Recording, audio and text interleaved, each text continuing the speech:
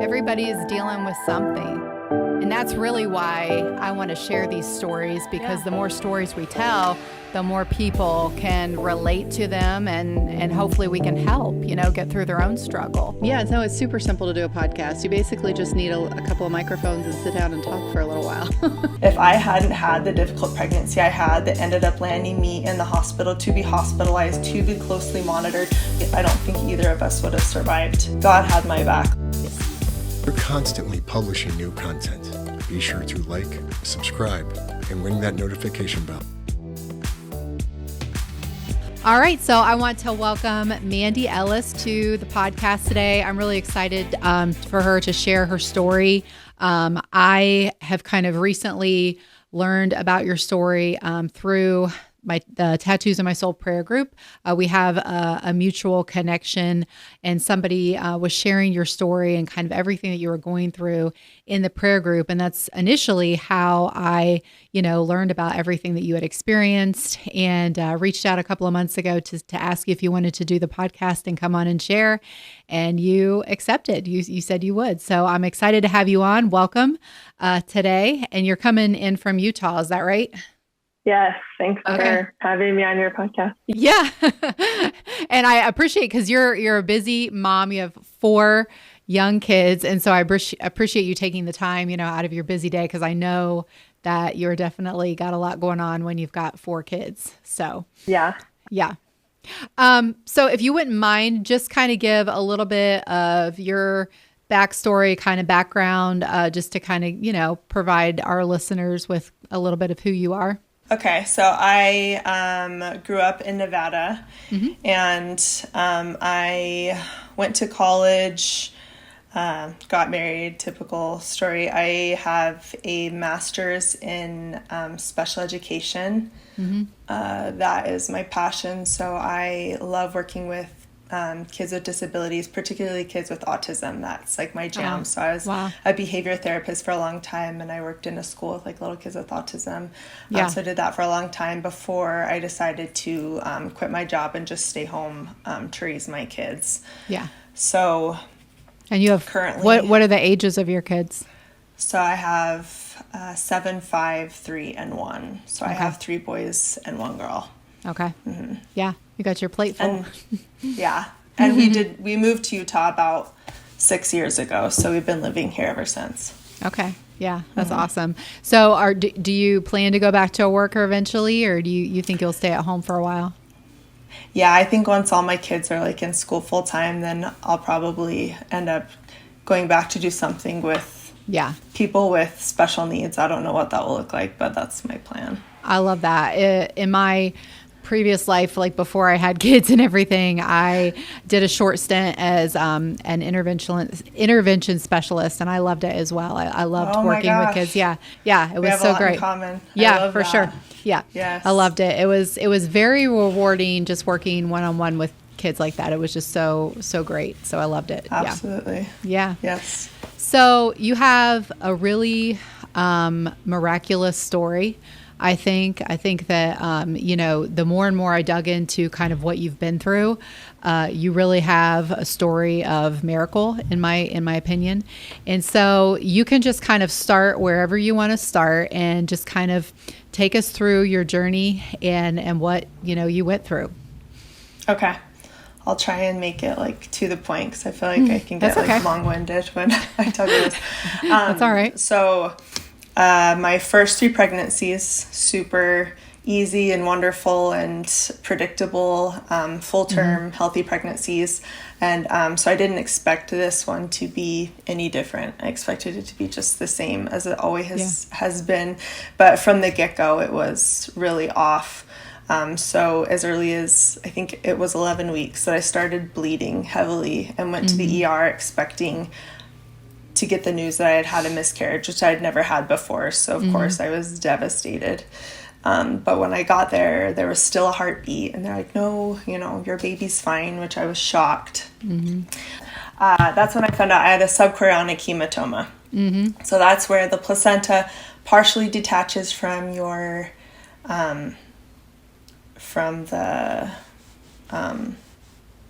placenta? your placenta partially detaches from the amniotic sac. There you go.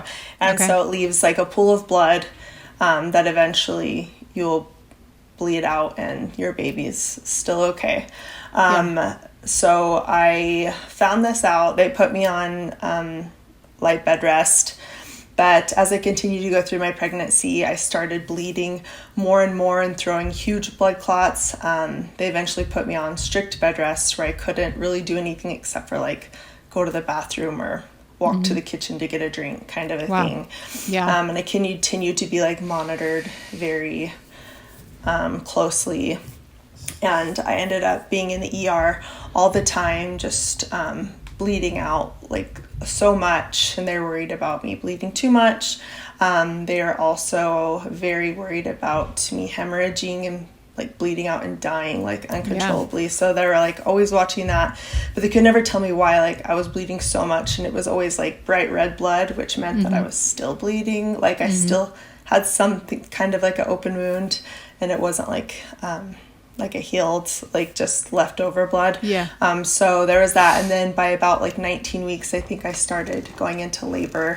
And every time I went to the ER, they're just like, sorry, you're still too early on in your pregnancy. Like there's nothing we can do for you. So I just felt like I was slowly like losing my mind.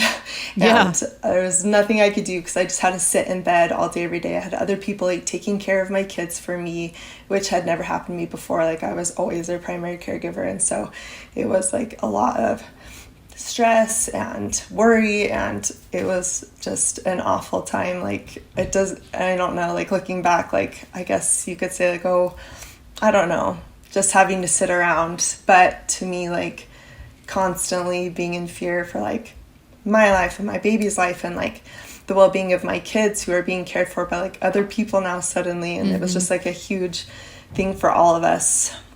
And so then by 21 weeks, once they considered my fetus viable, which really bugged me, but by 21 weeks, that's when my doctors were urging me to be hospitalized so that if I did start hemorrhaging or the baby did start coming, I would be in a position where they could save both of our lives. And I prayed about it, but I don't know if I actually listened to the answers I was getting, because I didn't want to hear that I had to go be in the hospital for months at a time away from my little family. So I chose not to go to the hospital. I chose to just stay with my family, which rubbed a lot of people wrong. They thought I wasn't like prioritizing my health, but for me, I was prioritizing my family. But then I guess I got the answer, because then when I was 24 weeks, I started hemorrhaging uncontrollably in the middle of the night.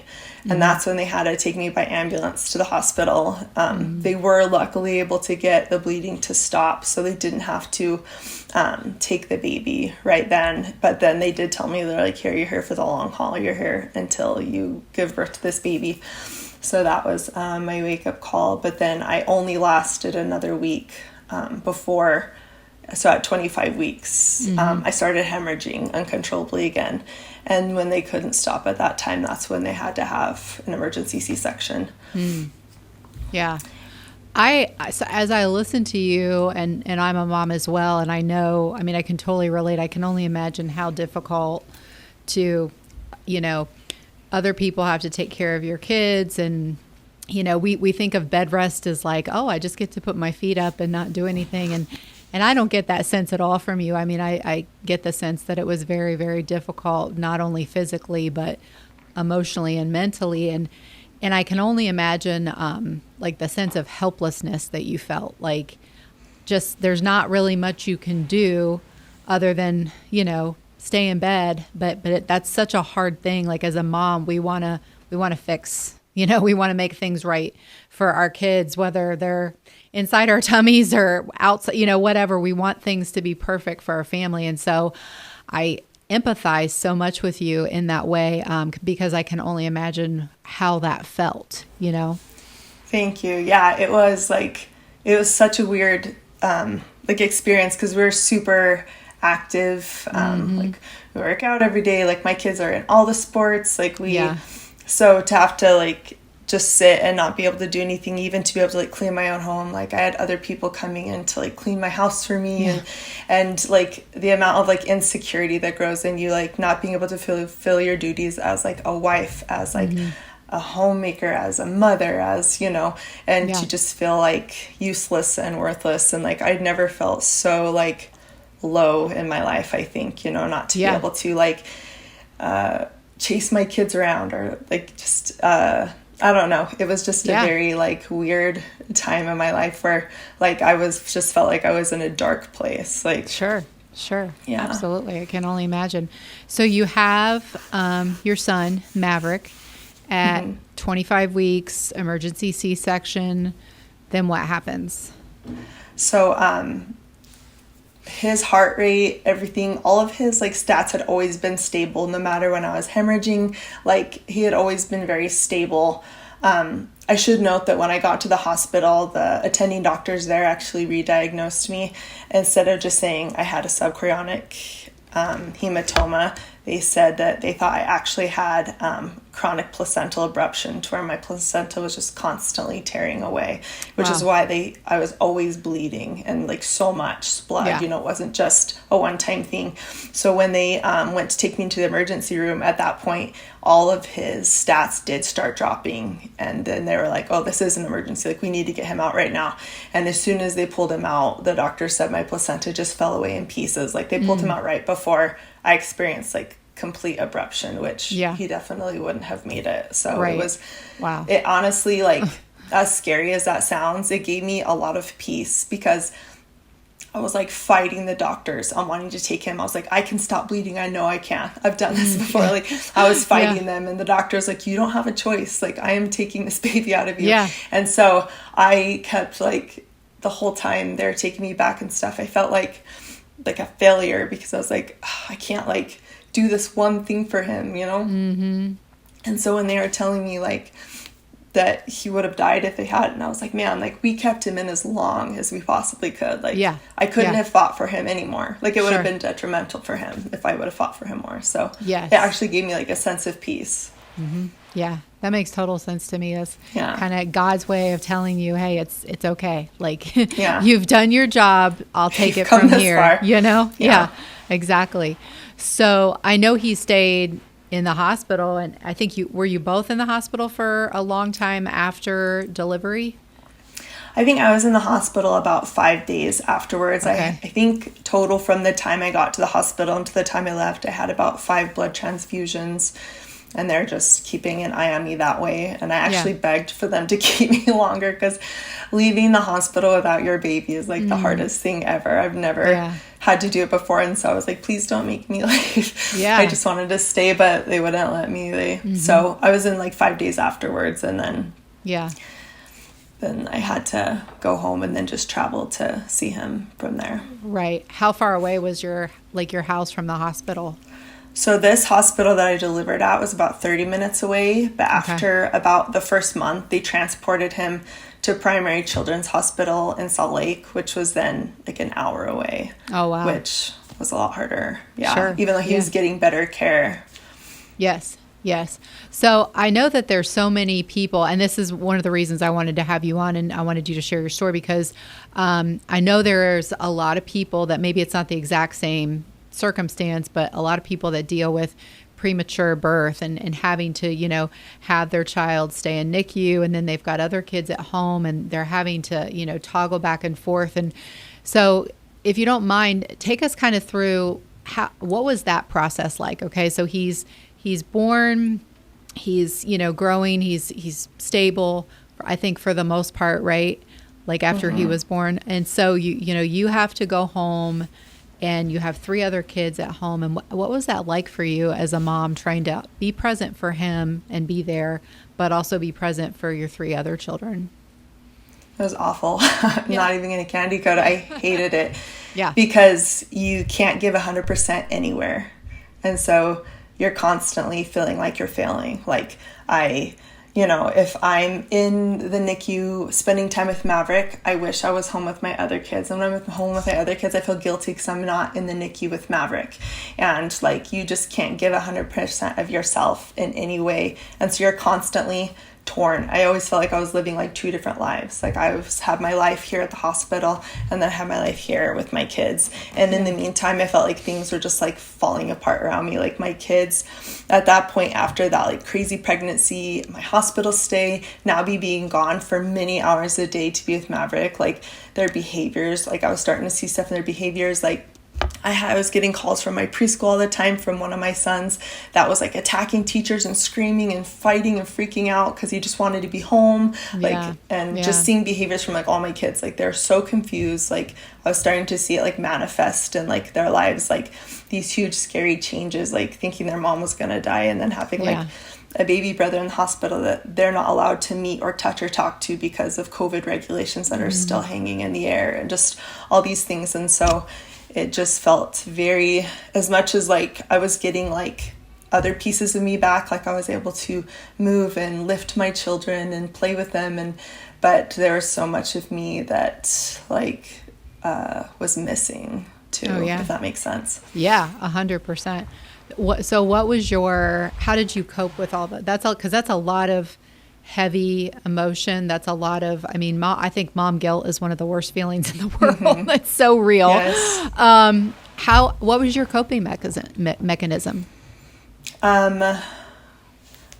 So I obviously, not obviously, but working out, like getting back, like my movement is a big one. That's my therapy. Like I still haven't seen an actual therapist, so I feel like I need to. Like I do, like there are things I still struggle with big time. Sure. And I have had issues even like connecting with my baby since like having him out of the NICU. Like I don't know if this is going to make sense or if it's going to sound weird, but like I hit a breaking point like in the hospital. Like I remember like the actual day, like they were he was in the NICU and they're trying to run a PICC line on him, which is where they send this thing like all the way up through his veins, up his body, and they kept trying and failing, and it was just over and over and over, and he's this tiny little like 1 pound thing that they're just like torturing, and you're not allowed to touch him, or he's just in this plastic box.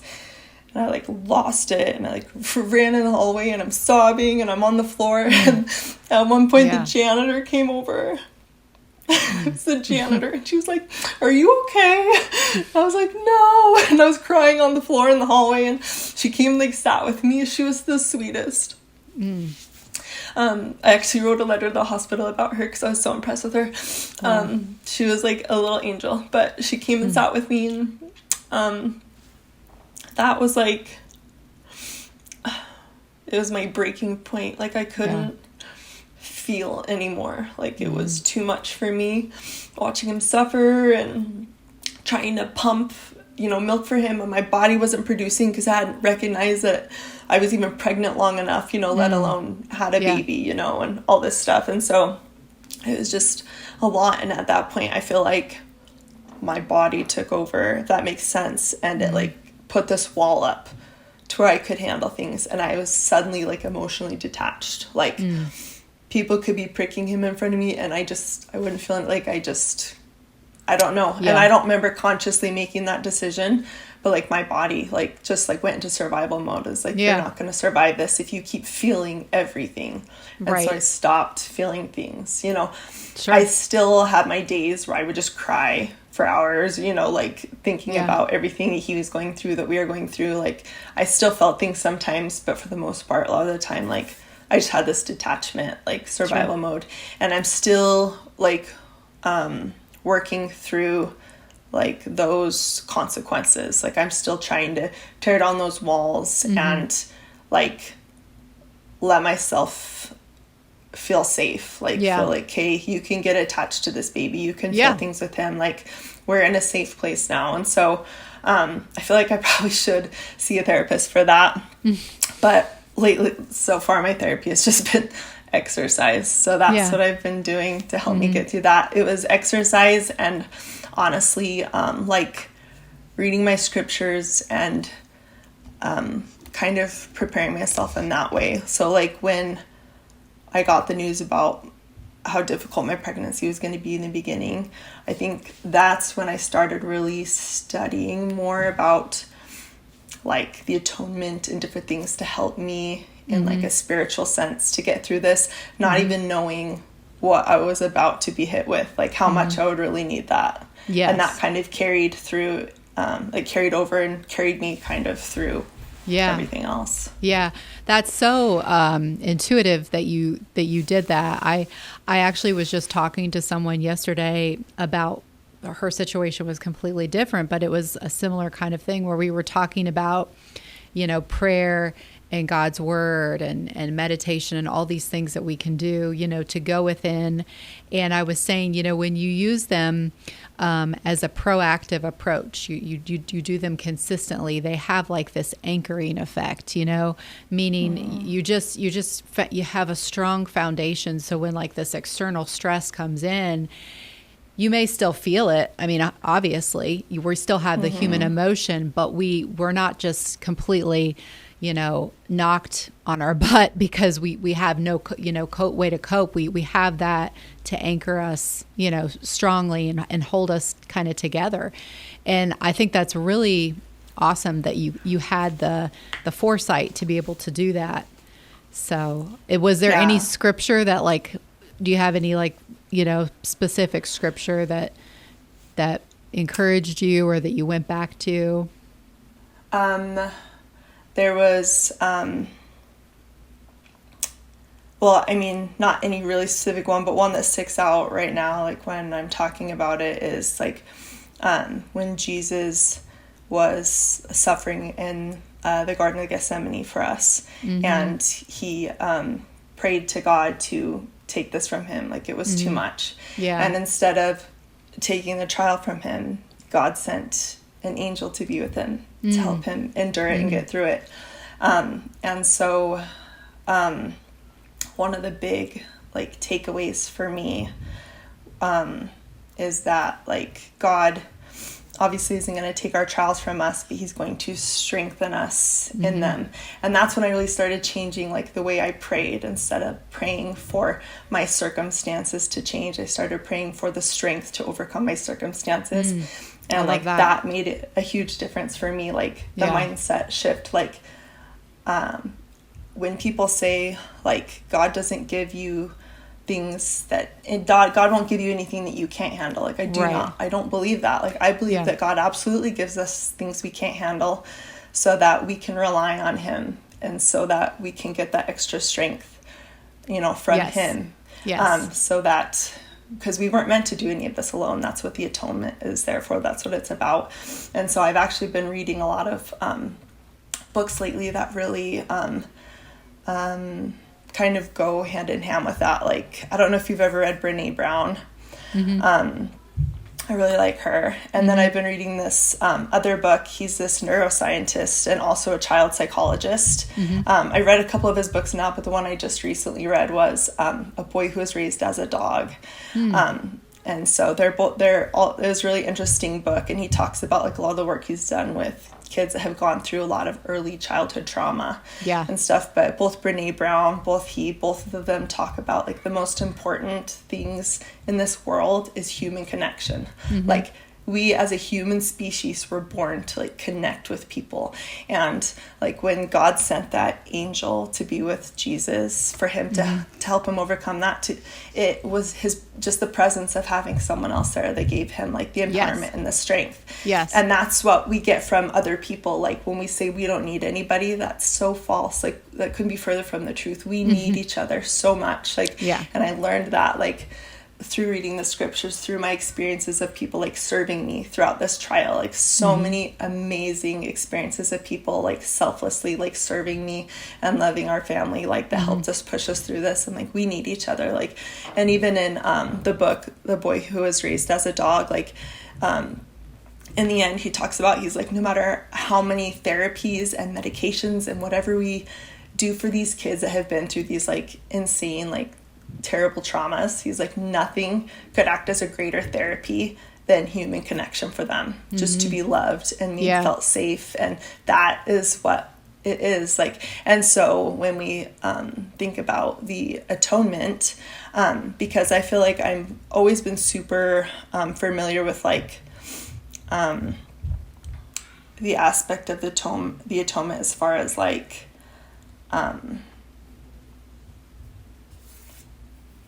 as like the redemptive power of the atonement, you know. But as far as the enabling power of the atonement, I was really kind of clueless. And so I kind of almost set out on like a search to learn more about that when this first started happening, because people talk about just laying their burdens at his feet and he will make them light, and we read that in scriptures.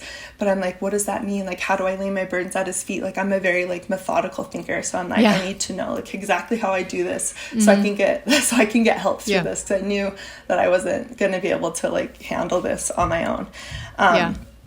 And I think I was overcomplicating it, because with God things are simple, you know. We tend to overcomplicate things. We do. But to be able to like enact the enabling power of the atonement is just to believe in it, just to have faith in Jesus. That's it. To believe that he actually like was alive and lived for us and died for us. But when you think about him in like the Garden of Gethsemane, he experienced every one of like our trials, our pains, our suffering, our everything, like not just for the world, but for each individual human. Like before I ever experienced it, he experienced all these things for me so that his bowels would be filled with mercy and he would know how to succor me. Like that's exactly what it is. And so just to believe that he did those things for me and that I'm not alone, that he's here with me as a feeling human that needs to connect with other humans, like that will strengthen you and empower you, knowing that this person, like you're not misunderstood, you're not alone. This person has already been through what you've been through and they're there for you. Like there's nothing more like powerful than that, you know? So that was long-winded. No, I didn't want to cut in, because you were, it was just beautiful. It was like beautiful. Like I couldn't say it any better. Like I wanted you to go with that, because it's everything you're saying is so spot on. And what I really find interesting is the part that you kind of connected with as you were reading and studying is when Jesus is in the Garden of Gethsemane and God sends him an angel. And that's exactly what you described happened to you in the hospital with the janitor. You said she was an angel. And I think that's so awesome. Like that's precisely what, you know, happened for you. And you're right. You know, God, I always think, I couldn't agree more. God absolutely does allow things into our life that are bigger than we can handle. I've personally dealt with it, and I know so many people who do. And we kind of get hung up on like, you know, why are you doing this, God? Because you're not supposed to give me more than what I can handle, but it feels like more than I can handle.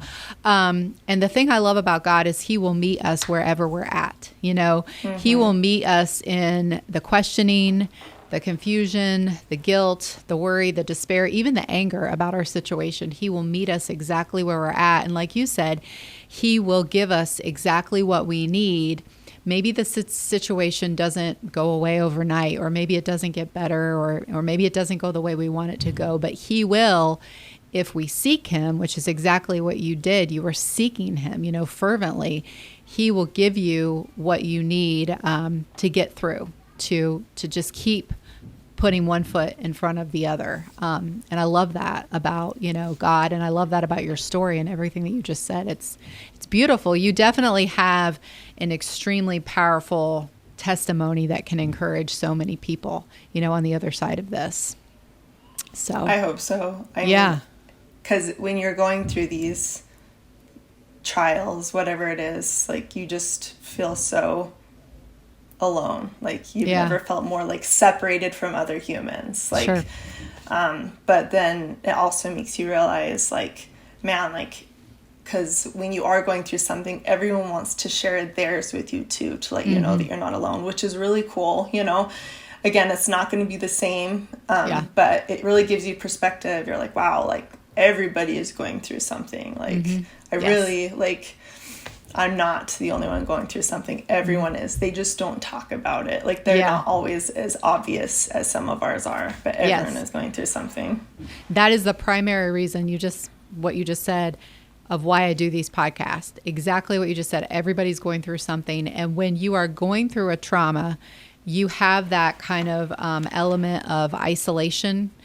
kind of come in where you, first of all, you kind of want to isolate yourself because it's so painful and it's hard to be around other people sometimes, but you also feel, like you said, alone. Like, I'm the only one that's suffering. I'm the only one that's feeling this way.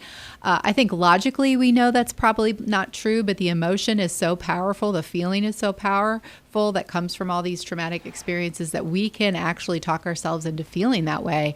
And I think when we share our stories of pain and adversity, exactly what you just said happens. We realize, okay, everybody is going through something. I'm not the only person. And if she used, this coping mechanism, or she used God's word, or she used prayer, she used exercise, whatever, if that worked for her, maybe it'll help me, and this is how we encourage each other. This is how we kind of help each other get through these things. For sure. Like I was saying before, I think there's just nothing more important. Like, that's probably my greatest takeaway from this, is just like how much I need everybody. Like, even like I've had experiences where like they seem silly, but like were so impactful to me, even from like a stranger, like where you're like, that had to have been like divinely like prompt. Like, there's no way that just happened. And like silly things, like I remember one time after getting Maverick home from the hospital, and he had the NG tube going up through his nose into his stomach to get his feeds, and he was getting more and more active, so he had ripped it out for like the third time that day. Like, he was ripping out all the time, and to get it back in was like traumatizing for me, because I'm not a nurse, and so I'm trying to feeding in through his nose, and it's coming out his mouth, and he's turning blue, or oh my gosh. And they're like, oh, you could place it in his lungs, and then you're putting the stuff in his lungs. And so I was trying and failing to get it in, and by that time he had already missed like 2 feeds. Like, he was starving and screaming, and I was sobbing. I couldn't. If there's nothing worse than the idea of like not being able to feed your own child, like, it was just so upsetting and frustrating. And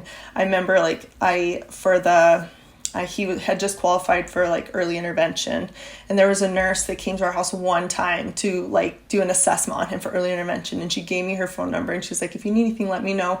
But again, I met her once in my life, and that was like had been like months prior, and she just came to my mind for some reason. She was the only one I could think of. My husband wasn't home, like my neighbor who's a nurse wasn't home, like my mom wasn't answering her phone, and she's a nurse, and so I just felt so helpless. So I ended up calling her, like she doesn't know me, and I was sobbing on the phone, and I was asking for help, and she tried to help me in every way she could, being far away. But in the end, really what she told me is what I knew I needed anyways. You need to go to the ER, which I knew I needed to, but I was putting off, And so, but there was just something so powerful, and like she was so kind. She stayed on the phone with me for like 30 minutes. She had another appointment that she canceled just to stay on the phone with me. She called me back, like she truly cared. And then in the mail, actually, she sent me a little baby stethoscope for me to be able to listen when I placed his NG tube to make sure it was right. Like, the sweetest moment. And I don't know what it was, but that made all the difference. Like, when I took my baby to the ER, like I wiped my face, like I got up and I just went and did it.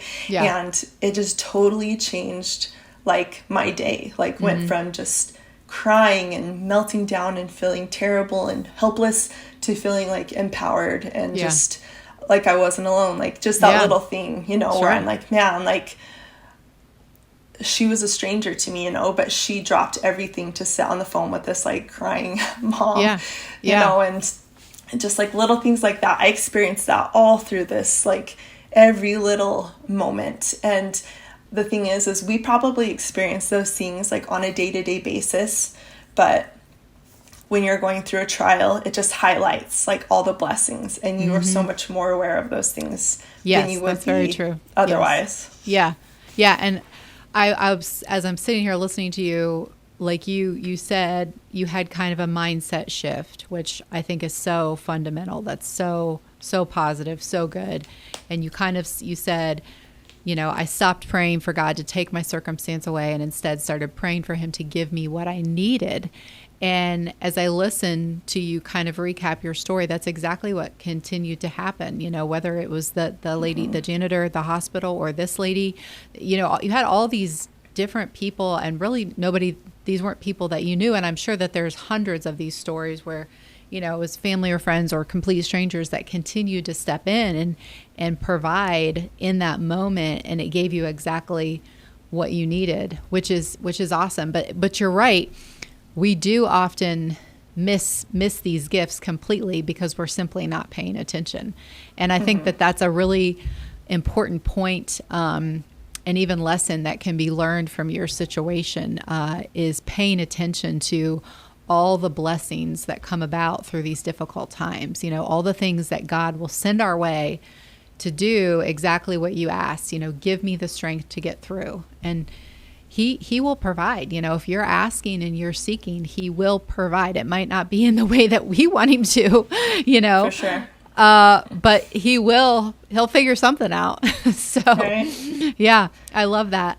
So I got on your Facebook page. I was Facebook stalking a little bit before we got on. First of all, I love all your posts. So if people want to kind of read more about your story, and you've really got some great content, so they can just look you up on Facebook, Mandy Ellis. But I was watching a few of your videos, and I saw the one that you had posted on November 30th, 2022. It was like a reel, and it said 157 days in the hospital.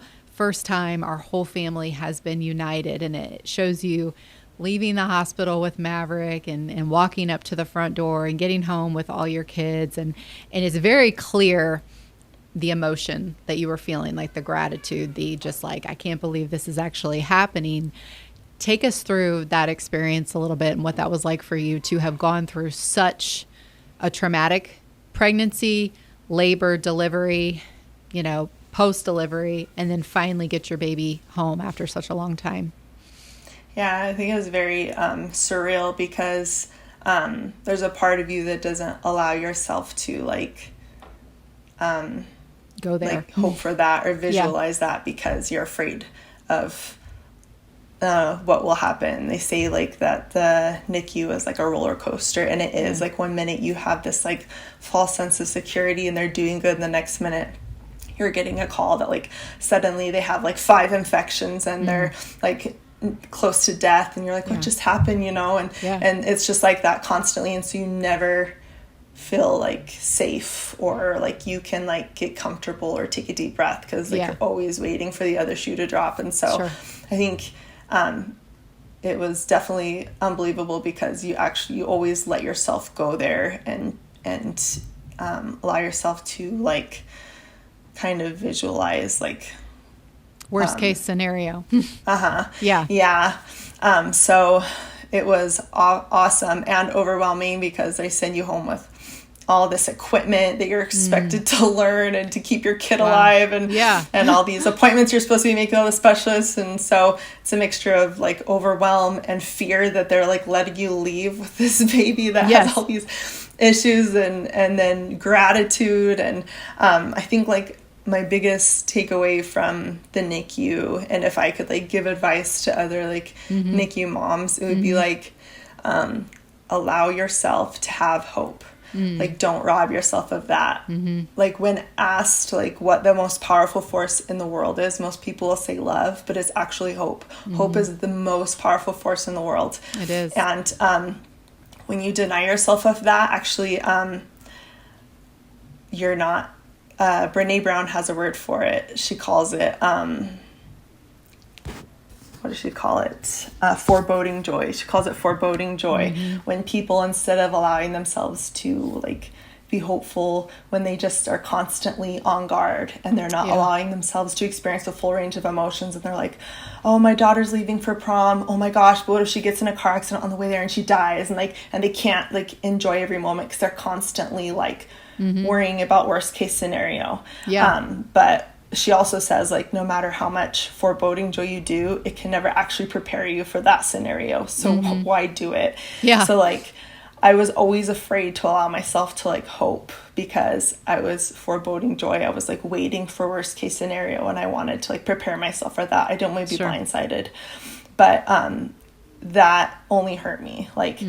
If I could encourage anybody in that similar situation, it would be hope. Hope for good outcomes. Hope for the idea that you'll be strong enough to handle bad situations that come. Hope for everything. Hold on to hope and stop foreboding joy and trying to anticipate the worst, because that's not going to help you even in that situation, but it's going to make it so you aren't able to enjoy the good things when they do come. Like, enjoy the good things when they do come. Like, do have hope, and don't try to compare your situation to anyone else's, good or bad, because everyone's situation is so different and so individual. Like, it is. So many people would come up to us and be like, oh, I knew the baby that was born at 21 weeks and now he's 7 feet tall and he's a millionaire. I'm like, that's cool, but that has nothing to do with my baby. Or like, you hear of babies that were born like later than yours and then they died, and you're like, well, why did that baby die? Mine didn't yet. Or does that mean my baby's gonna die? Or like, and so just being able to like compartmentalize, like being able to entertain conversations with people that want to talk about their babies and their situations, but knowing that that has nothing to do with yours, and just allowing yourself to hope. Like, that is the most powerful force. And I love that. Yeah. Even if bad things do go wrong, like having that hope and allowing yourself to experience that full range of like emotion, you'll never regret that. Like, that will carry you through. But it takes like the greatest degree of vulnerability to be able to like experience all the emotions and to be hopeful. It takes such vulnerability, which is a combination of courage and fear. So much like courage and fear to be vulnerable. But she says the greatest combatant to fear is gratitude. And kind of like what we were talking about earlier is like recognizing like all the little blessings and miracles along the way. So that was my biggest takeaway, pretty much. Is like, are you sure you haven't courageous enough to have hope? Are you sure you haven't gone to therapy? I actually think that you could be a therapist. I think you could be a therapist. I'm like, I don't think you need therapy. I think you're good. I think you have processed this all very, very well. I mean, I think there is such wisdom and depth to like what you're saying. I mean, you're definitely like speaking my language. I say so many of the same things. And you're speaking just, I mean, like so eloquently and just this is my truth and this is what you need to do. And I love that. I think it's so powerful. You know, you're exactly right about everything that you're saying, because I think, and I find myself doing this sometimes, you know, we have a tendency to personalize other people's tragedies. Like if something happens, it's like, oh, that's going to happen to me. And then your mind goes down that rabbit trail. And you're right. It does nothing positive for us. It does not benefit us one bit. And it steals our joy. It steals our peace. It steals our hope and our calm and all those things. And you are absolutely right. Hope is so powerful. I mean, just from my own personal experiences, hope was something when I was in like the deepest point of my life. Hope was something that made a huge difference for me. Just having the hope that my circumstance would not stay as it was forever. That I was hopeful in what God could do through my situation. And if I would just take it one day at a time, I just had that. There was that, you know, insight or intuition, whatever you want to call it, telling me to do exactly what you're saying. Like hope for the future, hope things can improve. And if they don't look the way you think that they will, then still be hopeful because you don't know what could come out of it. We always think that we know everything. We think that we know what's best for us. We think that we know how our life needs to go and should go. And that's really not the case a lot of the times. So exactly. Yeah. I just love your message. You just said gratitude, which leads me to my next little note. I saw also on your Facebook page that you actually said, you were in one of your posts, you said, I am grateful for my difficult pregnancy, which is really interesting, you know? And you said, I don't know what Maverick's story will be, but I know it will be a good one.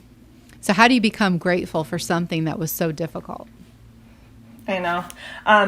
So honestly, like I feel like when, you know, we always get perspective later, right? We were just saying like, we don't know what God has in store for us, what's going to happen, how, you know, so we always say like hindsight's 20/20. Like, so going through my pregnancy, I asked a lot of those questions, like, why me? Why am I, like, what, you know, why do I have to endure this trial? Like, I never thought that this would be like my trial, and for a good reason, because I can't handle it. Like, and so, but what I learned after having Maverick was that if I hadn't have had the difficult pregnancy that I did, and I hadn't have had the signs to, if I hadn't have been monitored so closely and known, how do I put this? So when I talked about how when he was born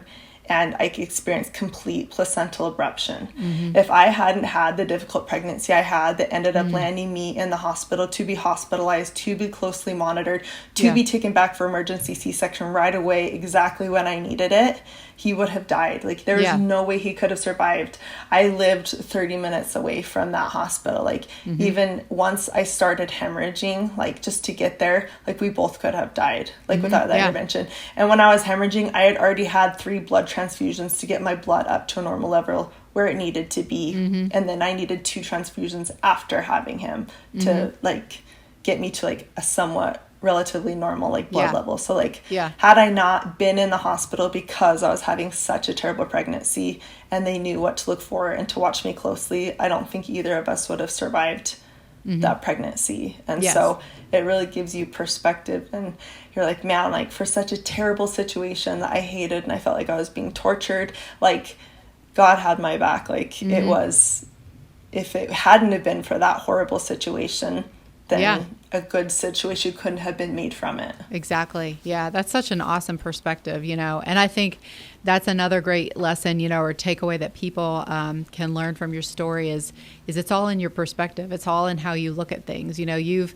several times as you've been talking about your situation, you've kind of flipped the narrative, because we have this narrative of why me and why am I going through this? And you flipped the narrative several times, and it's well, I was thinking that, but then I kind of went to this and it changed everything. And so it really boils down to whatever you're going through, changing your perspective to more of a gratitude based. And even something like you having an extremely difficult, painful pregnancy where you're literally in the ER constantly and, bleeding constantly.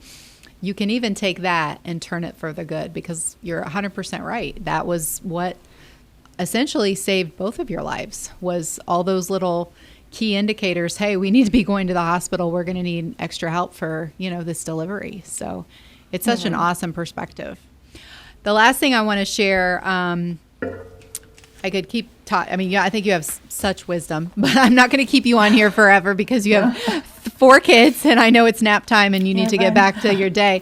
But again, on your Facebook page, so I always talk about how effective exercise is, not only for your physical body, but for your mental, your spiritual, your emotional body. And I loved what you wrote. I just wanted to share it. So you posted this, I believe, on your birthday, and it was a reel of you exercising. And you were on bed rest for, was it 4 months? Did it end up being 4 months? Yeah, however long my pregnancy was. Long time. Or C-section recovery. Yeah. Yeah, long time. So you've got this reel of you totally, you're like a beast working out, just kicking butt.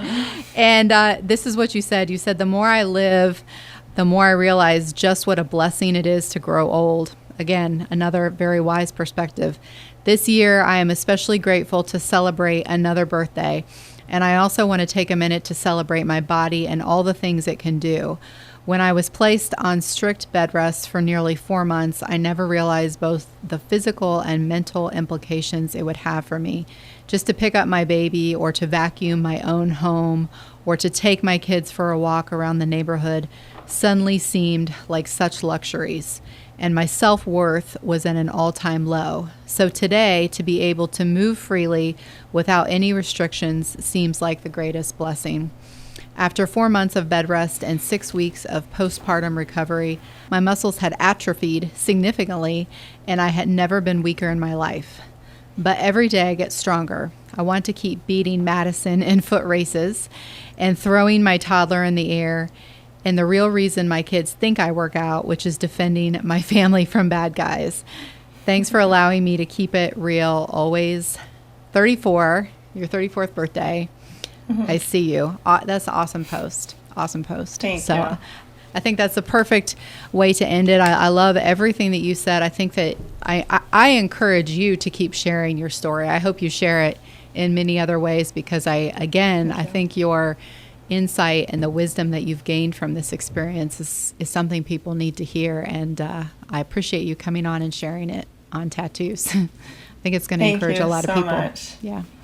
I feel like, I know you're trying to end it there, but I just wanted to add one more thing. I just feel like when I talked about like Jesus going through these things so that he could learn to succor us, but then I don't think we realize, like, when we go through these trials, how much more we learn about Jesus, and how when we go through these things, what we are really learning how to do is succor other people that have gone through those things, which is also a blessing, allows us to be more like him. And so I think as much as it's hard to go through these things and it sucks, it's not fun. Like me and my husband are always like, we are such different people now that we've been through this. And we're grateful. We're grateful that we've been able to like grow and change and learn from it, but we're still like, but we don't like it. We still don't like it. Yeah, I hear you. I mean, I am an a completely different person than I used to be, like before my trauma, and for me, I really identified with what you said about, grateful for a difficult pregnancy. Like I can honestly say that I'm grateful for my trauma as well, like a violent, crazy shooting, and then a year later almost getting divorced. Like on the other side of that, like I can say I'm grateful for that, because it's brought so many blessings into my life as I've worked through it. I've, for one, realized that I'm a lot stronger than I thought I was. We can handle these things with the help and assistance of God. But it also, like what you said, it helps us connect with people. Like I can sit here and talk to you, and even though your circumstance is completely different than mine, like I always say, pain is pain. Like I understand your pain. Like I understand what it feels like to be at that lowest point, and to feel helpless. Before my trauma, I wouldn't have been able to say that, or maybe I would have said it, but not really felt it, So yes, empathy is like the greatest superpower. Oh my gosh, it totally is. It totally is. Yes. So whatever we're going through, it's almost kind of like this curriculum for us, this life curriculum that we can learn, and we can get tools and gifts that we didn't have before to use on the other side of it in a really effective and great way. So I agree 100%. I agree. You're awesome. Thank you. Likewise. Well, I'm so glad that we talked and connected. I really appreciate you coming on, and anybody that wants to follow you or read more about your story, they can find you on Facebook, Mandy Ellis. But thank you so much for your time.